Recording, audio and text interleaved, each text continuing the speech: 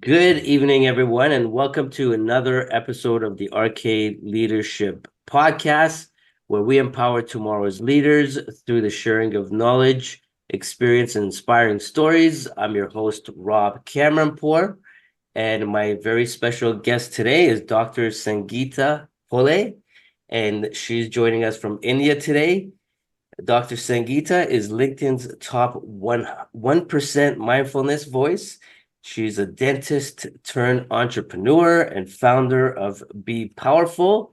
Before I pass it on to you for further introductions, I'd like to thank you so much for being with me today and sharing your stories and your inspirational stories and experiences with the audience today. So again, thank you so much for being with me today. Thank you. Thank you so much, Rob, for this opportunity. And what a pleasure to be here on your show. And thank you so much for the warm introduction. Awesome. Thank you. So you ready to get started? Yeah, Let's go. let's. Okay. So why don't we start off if you can walk us through your journey quickly and tell us how you ended up where you are today. Now, that's a great question to start. So I grew up in a vibrant city of Kolkata, which is on the eastern side of the country, India. And I had a very deep desire from a young age to kind of like help others. And that led me to pursue my career in dentistry. And I love my work back then when I started my first profession before switching off my lens to make a tangible difference in kind of my patients' lives. But however, I felt always there's a pull towards, exploring new horizons or challenging myself in new directions. So that curiosity eventually and the drive led me to move abroad.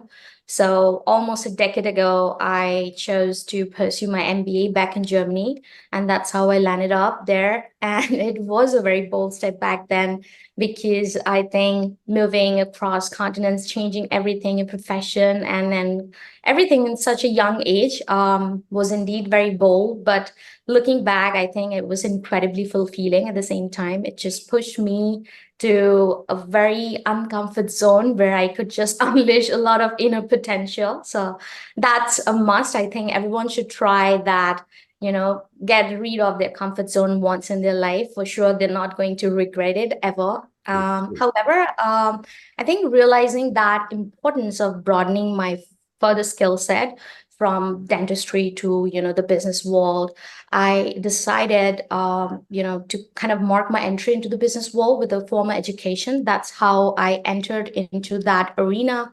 And now I think looking back after spending a decade working as a sales and marketing professional for almost all kind of verticals for such a long time, I think I discovered the profound benefits of mindfulness right now and also the mental well-being through a very recent spiritual awakening that happened in my personal life.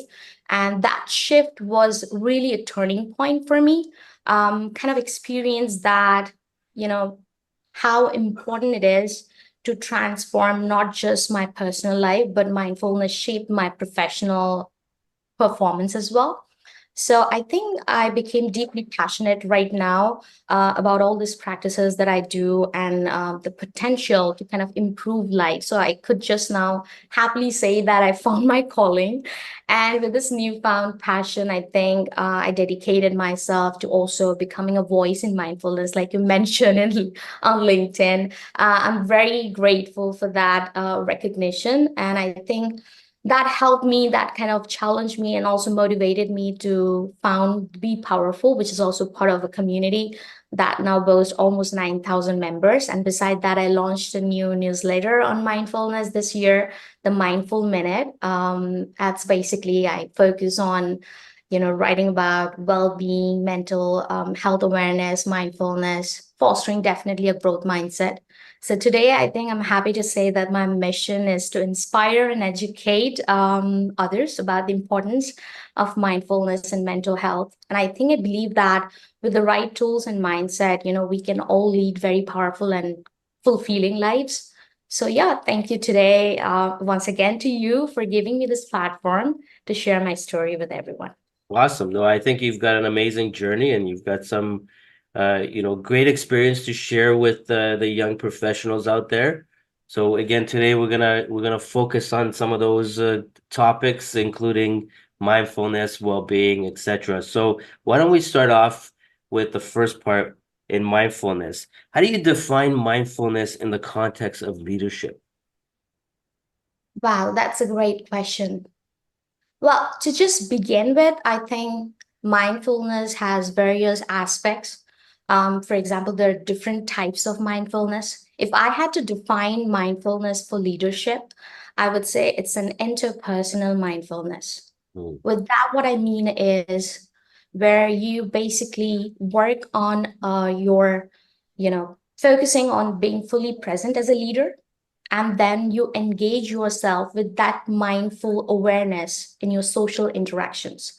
So, given in a workplace, as a leader, if you're focusing much more on your awareness, as in the present moment, and getting in check with your emotional regulation, as well as active listening, I think that would just produce a wonderful leader, a mindful leader who can not only enhance the relationships dynamics in the organization, but eventually that can improve the well-being of that entire workplace. So enhancing, fostering positive cooperative relationships, and at the same time they can promote collective well-being. So my definition would be, beyond mindfulness, which is also considered as a very individual practice, if we try to put that thing towards leadership, it just lands up for me as a very interpersonal mindfulness. So yeah.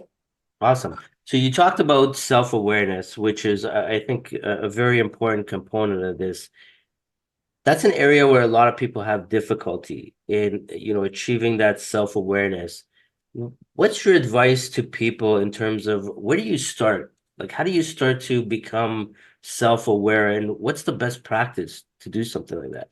Yeah, I really appreciate that question. I think, Rob, I'll just give you a quick analogy. I just, figured this thing myself when I started with my mindfulness journey. It's basically, detectives, right? They're always solving these crimes.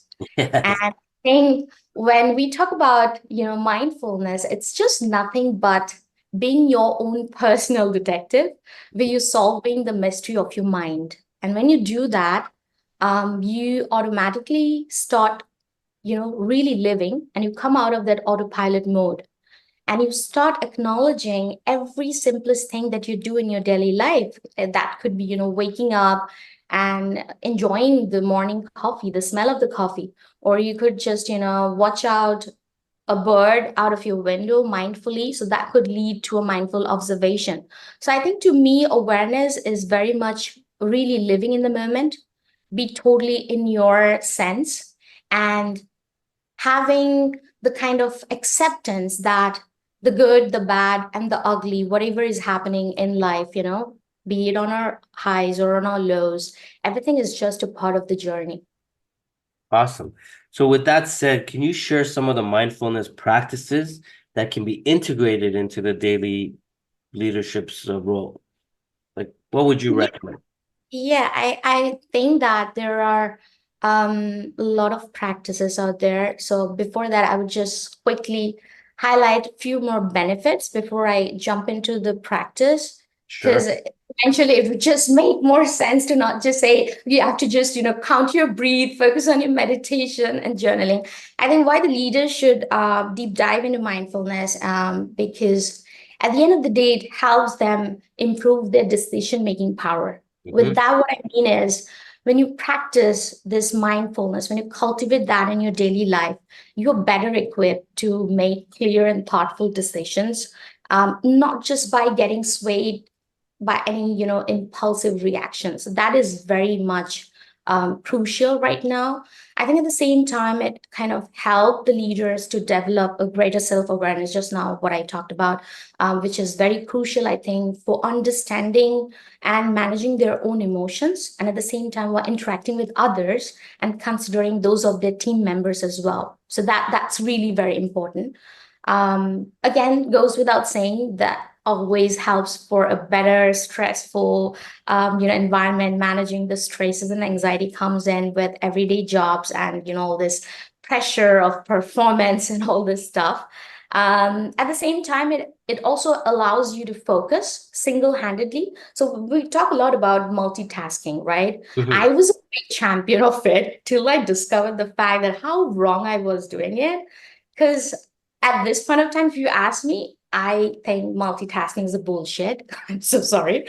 Because, I love the fact that, you just need to do one task at a time. And if you're Mhm. multitasking, you're not basically focusing on either of the things. So you can't achieve, the kind of the productivity that you're expecting from a particular task at hand.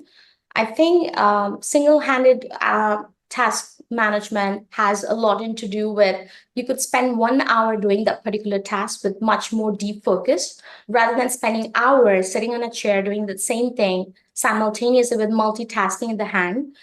That just leads to very less outcomes, or I would say not that better outcomes when you do it single-handedly.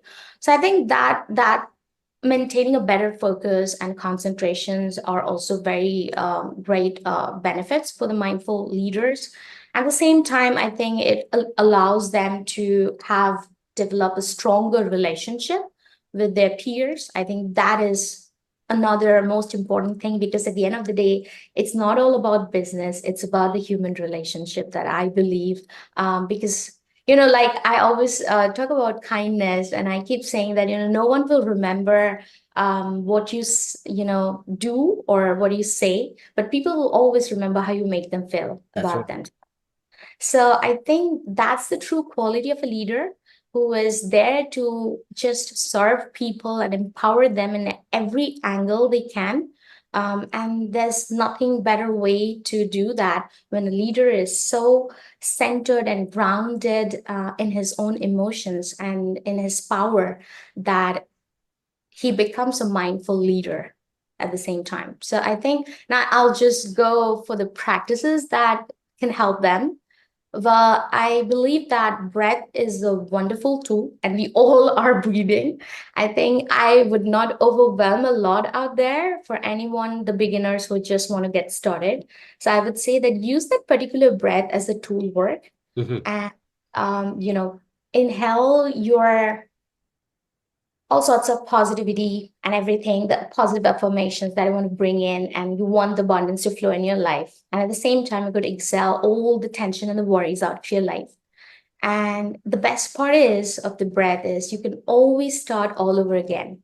So, just keep working at it. Even it doesn't matter if you just observe that there are too many thoughts coming in between and you're losing the track of focus. I think non-judgment is a very crucial factor in mindful practice, that you shouldn't judge anything. Be kind with yourself. The Mhm. compassion for others will come only if you're compassionate with yourself. The self-compassion is too important. And at the same time, when you're dealing with yourself with so much care, you're allowing yourself to be in that zone where you could be still without judging anything, any kind of thoughts, and you just let it pass, and you bring back your focus again on the breath, like the count, or how the kind of sensation that you feel in your body. I think that's a very good start. I wouldn't advise to go for those long hours of meditation if you are not a very person who can fix yourself at one place for some long time. So I would say you could just walk, or you could carry out your any regular activities throughout your day, be it on your gym, or if you love to work in a park, just try to do that mindfully. When you're doing a one task, just be present in that moment. Even if something crops up in your mind about the next day work or the meeting or some sort of promise that you did with someone, let it come, let it go. You be there and try to bring back your attention again and again. The thing is, it's not about giving those handful practices and tips. It's not a one step journey. I think it's a lifelong self discovery. It's something that you have to cultivate every single day. And you start again like the breath work all over again. So it's the like a journey, it's a practice. We just, every day is a new day. So keep working at it, and yeah, that's how you will enjoy it. Amazing. You touched upon a few key items. So you talked about multitasking, which I totally agree with you. I think in our environment today, we've got so much on our plate that Uh-huh. people have no option but to start multitasking. But that's where the quality deteriorates because people, like you said, don't have that focus on the one thing, and it's spread over, Yes. a few things, and guess what? The quality is going to deteriorate, obviously. And you talked about the influence, or the impact of mindfulness on decision making. What are your thoughts on it in terms of people that have to deal with conflict resolution in a work environment, and they're in a high pressure environment. Do you think it also impacts or influences on conflict management when you're in a stressful situation and you do have to practice these, mindfulness Yeah. Yeah. techniques? Yeah, absolutely. I think I was into sales and it was always a very number game. And I luckily had amazing managers. I wouldn't call them manager, they were amazing leaders.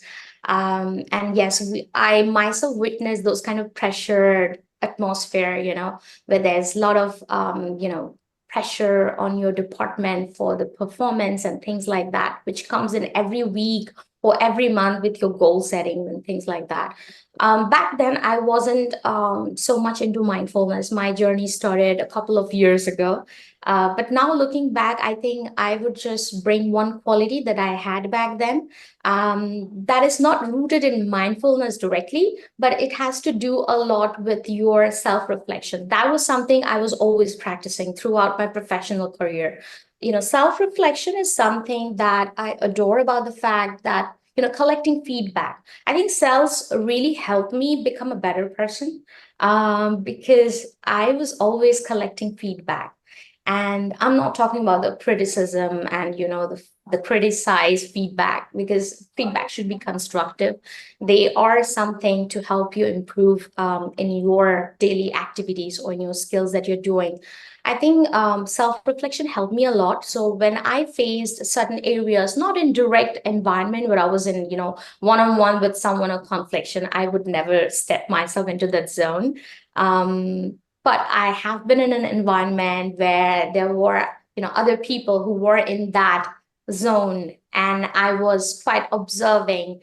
And then as a part of the team, I had to handle that. So I think what I did based out of that self-reflection was took one step back, and I really asked myself that, is it necessary? Is it important? So you have to, do this hard conversation with yourself. Very important. It's not just all about, journaling or, doing gratitude. At the same time, you have to ask yourself, sit down with yourself and ask those questions and get your answers from within. I think there's no book out there which can help you figure out all the questions that you have in your mind That's right. except yourself. And when you do that hard talk, when you sit down with yourself, you will just find out that, like I said, the good, the bad, and the ugly, it's all part of the process. So it really doesn't matter, because at the end of the day, it's very important also to keep in mind that it's not you, but it's the work, and it's the I think it has nothing to do with you or what you say, but rather the emotions that we are humans after all, and we tend to get attached to it, and we try to react impulsively in that moment of anger.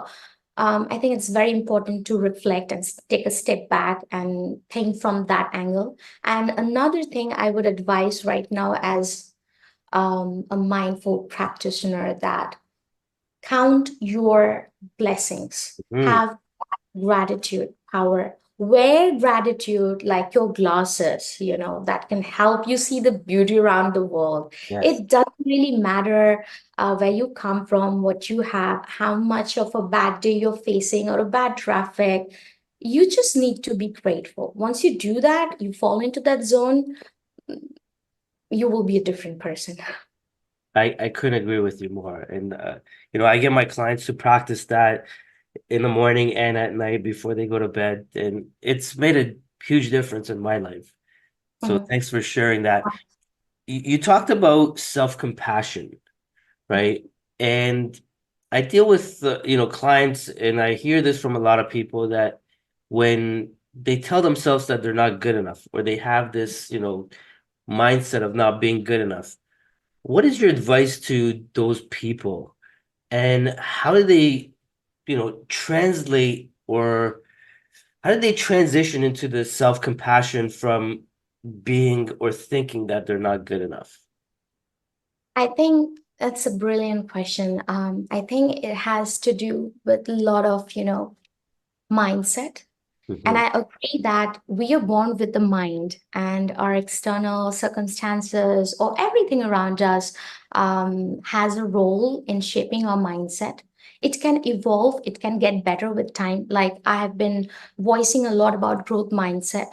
So, like I said, if you think that you're not good enough, that's a very fixed mindset.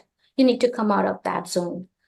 You need to believe that you know there's a lot more out there, and how to do that is has to do with inculcate those small habits. So like I said, you have to have a habit, a discipline, where you can repeat every day. It's not easy. Like I said in the very beginning, it's not about, today I'm doing this and I have it forever. No, it's a new day. So it's just like every day you're practicing, you have to do the positive self talk. Yeah, That is immensely helpful. Do the mirror talk, have that courage within yourself, have that self belief. And to do that, I think it's very important to, inculcate into the small habits. Um, and to do that as well, I think mindfulness plays a very good role in there in shaping that. Because normally we are so much surrounded with noises, right? So there's a lot of chaos. We see a lot of, reels and social media information out there. There's so much, and we tend to compare. We get into that comparison stuff that, oh, they're doing this. Am I good? So don't, I would just stop there and I would ask that, do compare. It's a powerful tool to get better, but do it only with yourself. So this fear of missing out and all this Gen Z things, which is going on with the era of internet, gladly we didn't have to face as a millennial. We had a very healthy childhood. But now when I look back and I also interact with a lot of people and I can understand from where are they coming from, I think I would just advise them that, whatever you're observing, you don't have to absorb everything. Just again, let it pass you by the clouds. Don't judge it. Be still and be very much focused and centered on one thing. Find out your why. yes. Have, build your habits. Do positive self-talk. Surround yourself with people who are very positive about everything. Like-minded people are very important to hang out with. If you set up those healthy boundaries among yourself, put up yourself with a routine, I think that is going to help you having a better lifestyle and eventually improving your mindset. Awesome. You talked about finding your why. So two questions around that for you is A, Okay. So I'm how just dropping all the nuggets. that's right. So how did you find your why, and what is your why? Like I said. So again, that's a brilliant question. I just got reminded about Simon Sinek's Find Your Why. But no, I will say that it's not easy. I used to think like you have to be passionate, Hmm. um, and you have to chase your passion. If you That was Sangeeta 10 years back, who was actually chasing her passion. She wanted to do business. She was in dentistry. She was chasing after things. Now it's a different Sangeeta 10 years later, and she is in this mindfulness zone. And she would not ask you to chase. She will say that you sit still, your passion will find you. Your Mm, calling will come to you. You don't have to run after it. You will figure it out. How? You have to trust your intuition. I might now sound too much spiritual, but at the end of the day, I think you don't have to chase so much after everything. Your whys will change every, maybe in 5 years, in 10 years. You might do something today because we are into this growth mindset. We are asking people to never grieve up or, celebrate your small wins. Maybe they're celebrating something and they find something passionate or a different calling and they go and do that. I can't vouch for the fact that, okay, I'm now into mindfulness. I found my why, Rob, and this is what my mission is right now. I can't vouch for the fact because I don't know if down the line my why gets shifted from mindfulness to something else. So I would always say that that's the beauty of change. And change is constant. No matter what you do in life, change is inevitable. And you have to have a curious, open, and flexible mindset where you are just always adapting to that constant change. We didn't see the AI coming up. We didn't see so much with the digital transformation back when we were in kids in the school. So a lot of things changed, and our passions, our whys are changing. Tomorrow, I don't know, I might want to indulge myself as a YouTuber when some things were gonna come up, and we can just maybe I will start my own podcast. I don't know. I mean, there's so many options right That's now. right. So you're always in a constant move. You want to do so much with just one intention, and that I think goes very well with your purpose. It's not why, but it's a very grounded purpose. There should be a intention, and that intention is everything. If I intend to go out there and spread the knowledge that help me find my calm in the chaos, that's an intention, and I would like to use that intention to spread the message. How? Could be in 10 different ways through different platforms. So I can't fix myself, put down myself in a particular box and saying that, well, this is my why I'm doing this. No, tomorrow I can change. Maybe AI will come up with something new, cool technology I will do in that particular platform. I might call something else. So yeah, that just gets always adapted to the next level. It's very silly to say that I figured it out all and this is what I'm going to do. No, that's wrong. You will always evolve with time. Interesting. No, I couldn't agree with you more. We're here to grow. We grow in, we grow in age, we grow in mental capacity. So I'm sure that like you said, you find your why in one stage and it could be different. So I love the fact that you talk about evolving and growing all the time. I wanted to shift now to leadership and mental health. And I wanted to discuss what your thoughts are on the relationship between leadership responsibilities and mental health. There's a huge significance to this topic. I think in itself, both topics are very crucial. Mm-hmm. Leadership as well as mental health. Mental health awareness are on the rise right now. We are seeing already a lot happening out there in the, out there with so many layoffs and so many chaos in the world. I think this is the time we are in now that we need more mindful leaders than ever, and mental awareness is the need of the hour. So it's very crucial to combine these two things together, keeping in mind that I can bridge this both, topic, the leadership and the mental health awareness or the well-being with a bridge, and my bridge would be mindfulness. So I would Mm. say that a mindful leader can help you lead and have a overall life that is full of well-being, be it your physical or your mental. So both is important, and I think it has to do with a lot of mindful practice as well. So like we already discussed earlier in leadership, how they can best practice on becoming a mindful leader and what are those benefits. So I think this is also one of the benefit that has to offer, that mindful leadership enhances the quality of mental health of the workplace, the collective well-being of everyone in the team. And that is really, really important. I think research is showing that it helped a lot in reducing the burnout. Yeah. Has been, a lot of improvement on that area. At the same time, it did help a lot in enhancing the emotional regulation So the resilience that comes with it, that you have the power to come back from a setback or what life throws you at your adversity, that is very, very important. And it teaches you to stay grounded and no matter what, keep pushing, but in a healthy way, not just kind of beating yourself up at it. So that is really, really crucial. So yeah, I would mind bridge that with mindfulness. Awesome. No, I love that concept. Now, how can leaders support the mental health of their teams? Again, especially in high stressful industries. We see this all the time. Like you said, mental health is on the rise.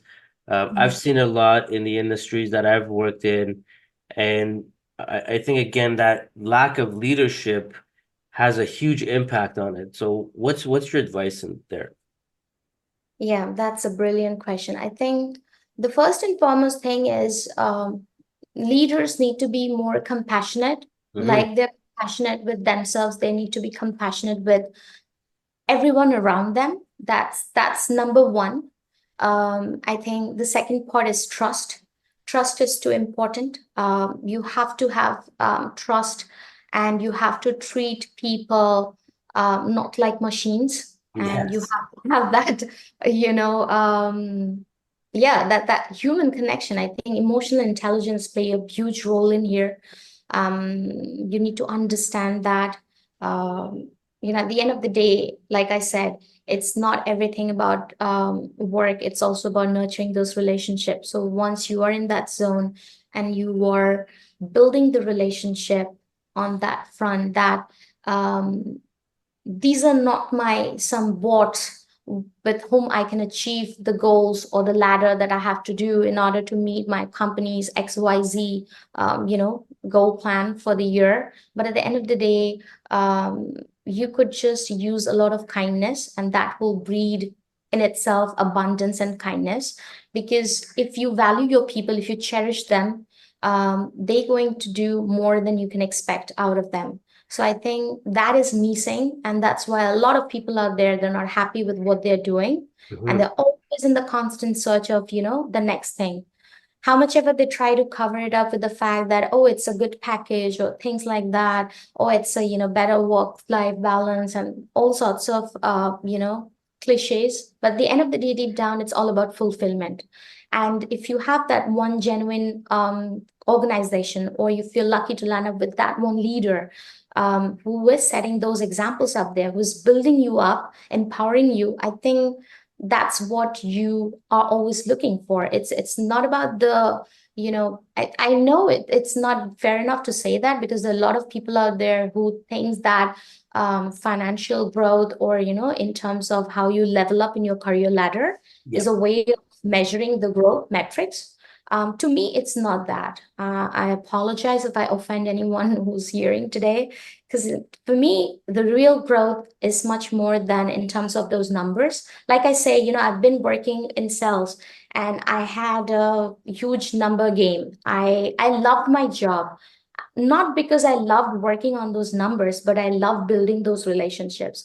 I had the highest case of referrals. And when those customers used to come back and tell me that they loved how I handled their, deal and everything, that gave me the most satisfaction, more than, getting those extra bonuses or those praises from my boss or team. It really doesn't matter. These are all accolades. What you will take at the end of the day when you go to bed is those genuine smile, and how people touch people, that has immense power than all these machines and metrics and Excel sheets, and you forget it. So I think that it's very important to work on that power, and at the same time, it's also had to do a lot with self actualization. I think as a leader, as any individuals, if you're realizing your potential, and if you pursue meaningful, activities to contribute your personal as well as professional fulfillment, then you could also care a lot about your team members. So it has to do with a lot of inner work, and it's not easy. Like I said, it's something that you have to keep working on to get better every day. That's right. So you again, you touch upon compassion as a leader. So I'm gonna ask you a challenging question, which I've asked many people. When it comes to leadership, we don't provide training prior to leadership. And when we do provide training, it's some of the fluffy stuff with leadership. How do you train young leaders empathy and compassion? Mm, that's a brilliant question because, like you said, the young people, right? So there's already a generational gap out there. Yeah, this is a very brilliant question, and I think again, like I said, treating everyone equal and no matter what, having this set of mindset where you don't let your ego hit in, Mhm. thinking that you already have a greater experience and in terms of the young minds. So, I think those are blockers. For me, it's very important for a leader to understand that times are changing. And so what each and every mind present in a meeting room, let's say, has some unique perspective, right? So once you are open to different perspectives or new perspectives and willing to learn from everyone, is a great way to start.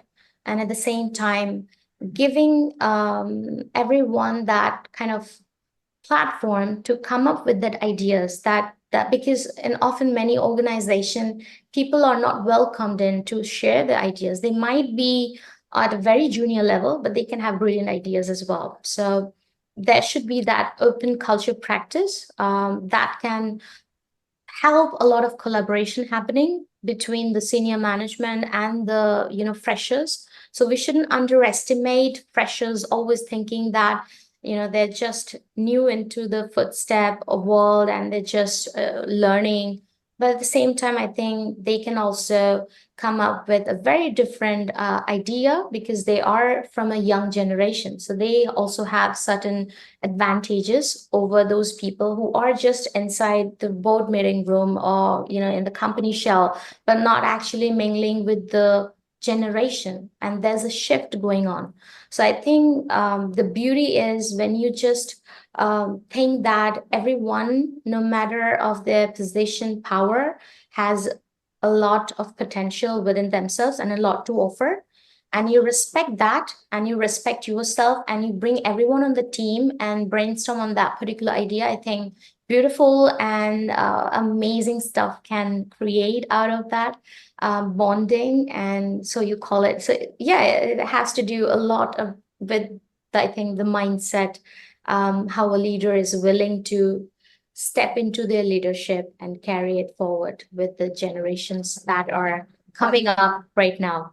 That's right. So you talked about treating people equally, right? Yeah, We yeah. know that. And encouraging their potential as well, because That's right. everyone comes with a unique perspective. So you shouldn't overrule that just because of the fact of some years of experience attached to it or not. Exactly. And that's where the diversity comes in, right? Now, you know, we all have our biases. How do we remove those biases and be able to treat people equally? So I think that's where some people do struggle, is because they've got the biases, embedded in their mind. How do people get rid of that? Ah, I don't know. Well, I think it has to do again with that fixed mindset. When you Mhm. are biased, you are actually in the fixed mindset. Yes. You're not in the zone of growth mindset. And I just got reminded of that story of that turtle and the rabbit who won the race. We all read it in when we were kids. So it's a perfect example of having a growth mindset and having a fixed mindset. So the rabbit was so overconfident, boastful about his genetic buildup, and was in a fixed mindset.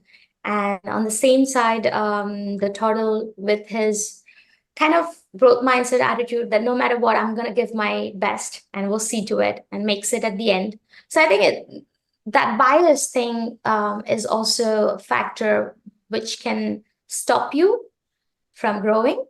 So if you could see it from that angle, and I know it can be very challenging to, change mindset overnight. It's not possible because it is what it is. But at the same time, if we are willing to work on it, if we, first of all, we need to sit down and acknowledge that we have that fixed mindset. Yes.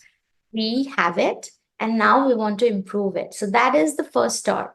Acknowledging is the first thing. There's a lot of shame attached to it. People don't acknowledge that, it's okay to make mistakes, or it's okay to learn from it, to grow from it. I think that generational shame, or how it call it, that has to do a lot with this fixed mindset holders, that they don't want to evolve and tap into the growth mindset zone. It's not easy, because a lot of things are involved in shaping your mindset. So if you are in that zone, and if you have those biases, well, mm, I think it's important for, like, if you talk in terms of an organization, then I think the hierarchy, or the kind of the senior management who are there, they need to acknowledge, and need to see how it can get improved for the betterment of everyone, because it's, at the end of the day, it's the collective well-being of the organization, and not about one particular person who is biased. So it's really important to take a look at that way. And last but not the least is, practicing every day like a habit, and cultivating Mhm. and creating your, like, expose yourself to small things. You don't have to start large. You just have to start. Start now. Just get started with small changes, acknowledging that, yes, you are a human as well, and you have the privilege to make mistakes. It's not fatal. Life is not going to stop. So move on. I think it's very important also to get out of your head, because most of the time people are so much into their head, it's very difficult for them to think outside of that particular zone. So yeah, if they start practicing the small daily habits of trying to know how to remain open and flexible, I think that can help them to get rid of their biases. And I'm sure that there are, a lot of practices right now going on with mindfulness as well. So there are a lot of meditation and groundwork techniques, That's which right. you can also incorporate in your daily lives to kind of, have a better way of thinking and get more clarity and live with an intention, joy, and purpose. Exactly. No, I think you nailed it in terms of that self-reflection and self-awareness is the key to, it's a starting point, right? Because you have to kind of admit to yourself that you've got an issue. What is that issue? How do you deal with it as the next step? So Yes. that's fantastic. Now, I want to talk about a little bit of the future aspect. So what trends do you foresee in the adoption of mindfulness practices in the workplace in the next decade? Oh, that's a great question.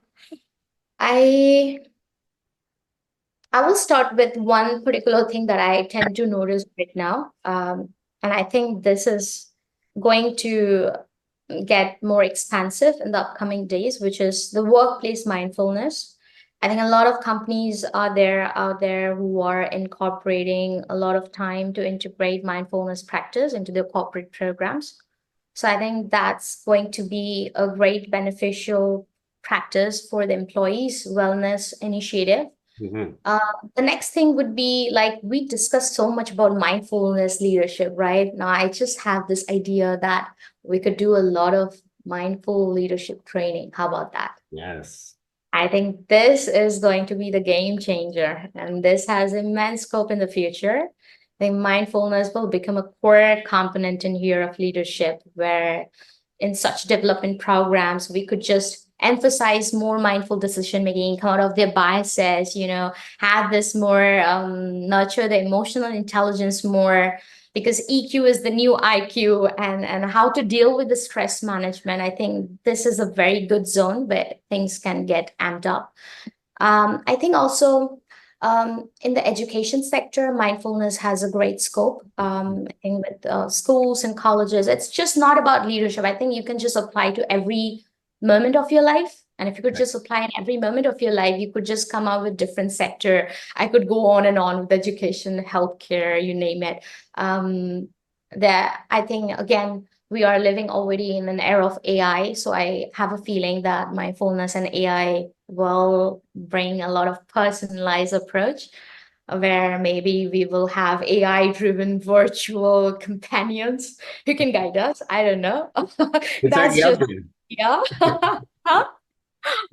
It's already there. It's available now. Yeah, it's already there. But I think I don't feel threatened by AI. I think it's a powerful tool which can just help us, amp up our game Yeah, and make it reachable to a broader network faster. But at the same time, the human factor, the human emotion, this is there to stay. I think the AI cannot imitate that. And yeah, and I think that kind of holistic wellness, how to say, like integrating your wellness practice into a holistic approach where you could just, there's a lot of yoga and tai chi and a lot of meditation health therapies are going on, creating this comprehensive programs. I think the future will also amp up in those areas where they could just have the proper mind body connection. I think that's also very important. And last but not the least, I think in the healthcare sector, I'm not sure if I touch base on this. I think that mindfulness, because I'm already seeing a lot of improvements with some of my clients, that they are having a lot of therapies which are based on mindfulness to treat those anxiety and depression conditions. So it's something that, preventive healthcare will have a huge, role in here to play, yeah, and that can reduce a lot of chronic diseases in the upcoming way. So it's such a great way of life, and I think we all should just enhance its superpower qualities. that's right. Awesome. Thank you for sharing that. So we've come to the end of our episode, but before we end, we've reached the segment where I like to call rapid fire questions. I'll ask you Ooh. a series of questions Do and I get the hamper? yeah, just you say whatever that comes to mind first. So if you're ready to start, we can start there. Okay, I'm Right. ready. Shoot Excellent. me. What is your advice to young professionals who want to get into entrepreneurship? Keep making mistakes, Mm, one after the other. awesome. What is the best advice you've ever received? Be you. Amazing. I love it. What is the biggest lesson that you've learned on your journey so far? Wow, that got me thinking. Biggest lesson that I learned on my journey so far. You are you are powerful, and you are capable of doing much more than you can think of. Amazing. Yeah. Excellent. So, what is the one word that describes Dr. Sangeeta best? Sorry, can you repeat the question? Yeah. So, what is the one word that describes Dr. Sangeeta best? I'm not the best. I don't want to call again myself. I'm just a work in progress that I keep saying, everyone. That's the What best is way to put it. what is the one word that One describes? word to Yeah, describe it, fears. that's the No, self-reflection. can I change it? Can I change it? Yeah, absolutely. Go ahead. Can I change it? Oh, wish you had me two words. Fears is something that just described me perfectly, but at the same time, I couldn't let go of the word driven. Oh, that's my favorite word. Okay, awesome. And where can people find you? Oh, I'm there on LinkedIn, I'm on YouTube, and I would be very happy to share all those links on the podcast below in the comments. So feel free to check out the Be Powerful page on YouTube and LinkedIn and join the community of 9,000. And yeah, I hope that helps you a lot. Awesome. Thank you so much again for being with me today and sharing, your inspiring stories, your experience, your knowledge. And for all those out there, if you've got any questions for Dr. Sangeeta, drop it in the box below and I'll make sure that she gets it, or you know how to reach her directly now. And again, thank you so much. Thank you all those out there listening in today on today's podcast. and we'll see you in the next episode. Take care, everybody. Thank you so much, Rob. Bye. Thank you. Bye.